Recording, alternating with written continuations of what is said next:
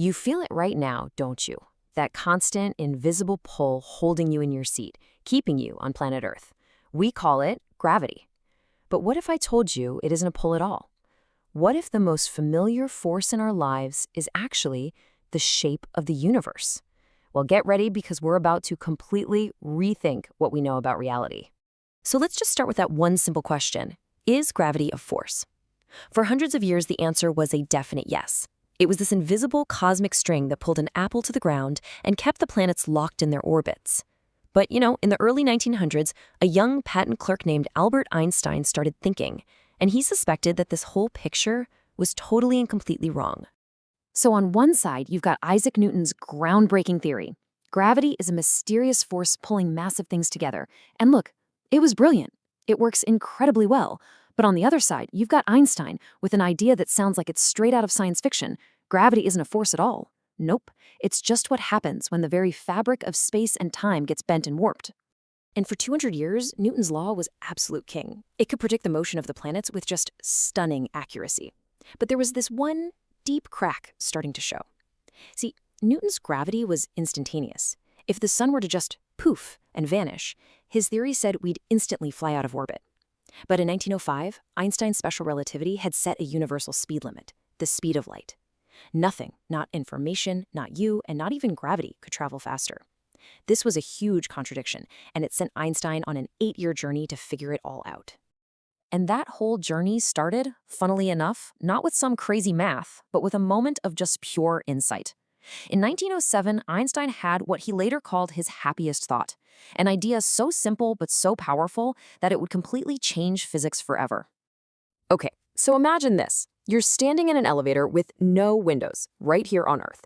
You feel your weight, right? Your feet are planted firmly on the floor. If you drop your phone, it falls. Pretty standard stuff. Now, picture that same sealed elevator floating out in deep space, miles from any planet, no gravity. But what if a rocket strapped to the bottom starts firing, pushing the elevator up? All of a sudden, you'd feel that same exact pressure on your feet. If you dropped your phone, the floor would rush up to meet it.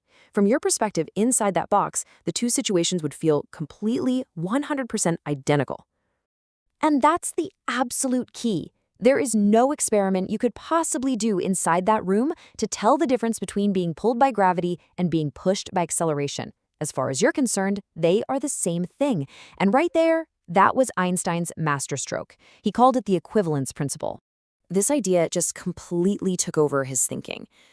As he said himself, if you're falling freely, you feel weightless.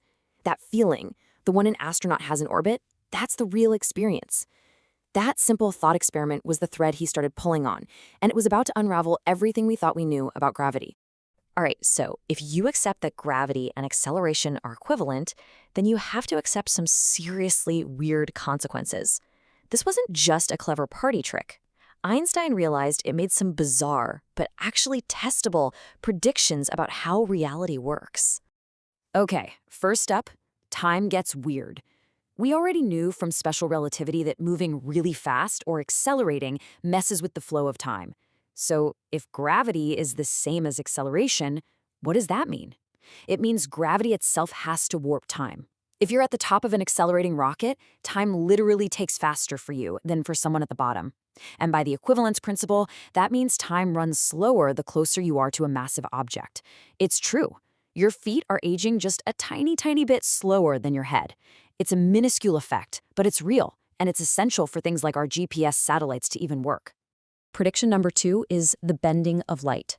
Let's go back to our elevator in space. It's accelerating up. Now, if you shine a flashlight straight across the room, by the time the light gets to the other wall, the elevator has moved up a little. So, to you inside, it looks like the beam of light actually curved downwards. So think about it.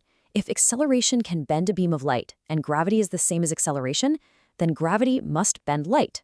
A prediction that, back then, just sounded completely insane. These predictions were just mind-bending. But the equivalence principle, as powerful as it was, had a catch. It only worked perfectly if gravity was the same everywhere. And in the real universe, well, it never is.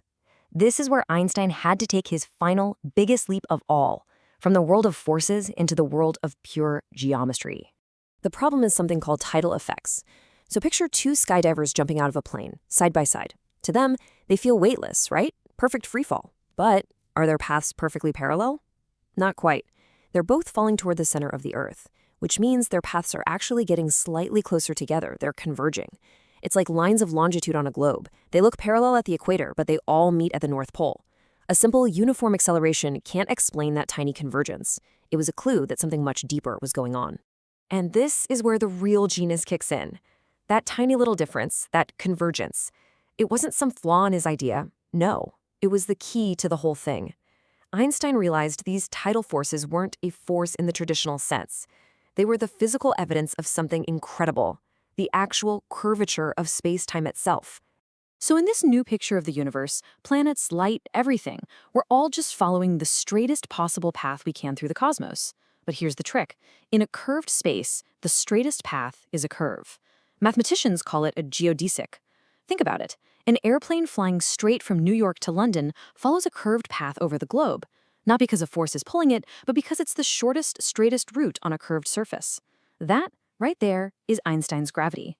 This whole beautiful, complex idea was perfectly summed up years later by the physicist John Wheeler. He said, "Space-time tells matter how to move. Matter tells space-time how to curve." It's this incredible cosmic dance between the shape of the universe and everything in it. So you can see the journey here. It starts with that happy thought back in 1907. That leads to his first wild predictions in 1911. Then, after years of struggling with some of the hardest math you can imagine, he finally publishes the complete theory of general relativity in 1915. But of course, a theory, no matter how beautiful, is just an idea until you can prove it. So Einstein's got this revolutionary theory on his hands. But how on earth could he prove it? Well, the answer wasn't going to be found in some lab.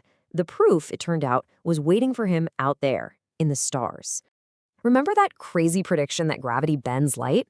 Well, in 1919, an astronomer named Arthur Eddington led an expedition to an island off the coast of Africa to watch a total solar eclipse. The whole plan was to take pictures of the stars that appear right next to the sun, which you can normally never see. Now, if Einstein was right, the sun's massive gravity would warp space-time around it, and that would bend the starlight just a little bit. The stars should look like they're in the wrong place. And when they developed the photographic plates, it was undeniable. The starlight was bent by the exact amount Einstein had calculated. It was front-page news everywhere, and he became a global celebrity almost overnight. Today, we call this amazing effect gravitational lensing.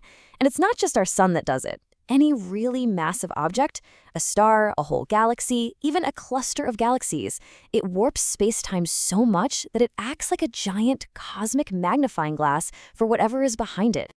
And you can see exactly how it works here. You've got light from a super distant galaxy traveling toward us. But in between us and that galaxy, there's another massive galaxy or cluster.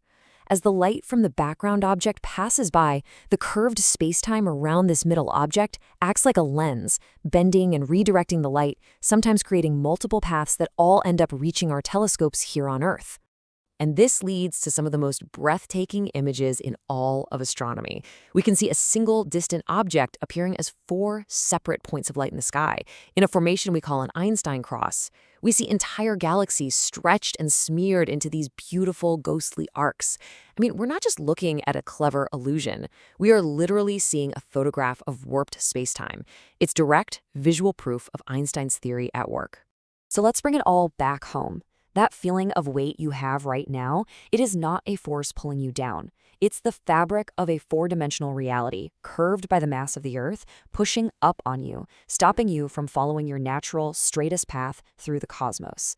We are all just following the contours of a hidden cosmic landscape. It just goes to show you what can happen when you change your perspective. If gravity, the most constant thing in our lives, turned out to be just the shape of reality, well, it makes you wonder, doesn't it? What other fundamental forces of our universe are just something else entirely, just waiting for the next happy thought?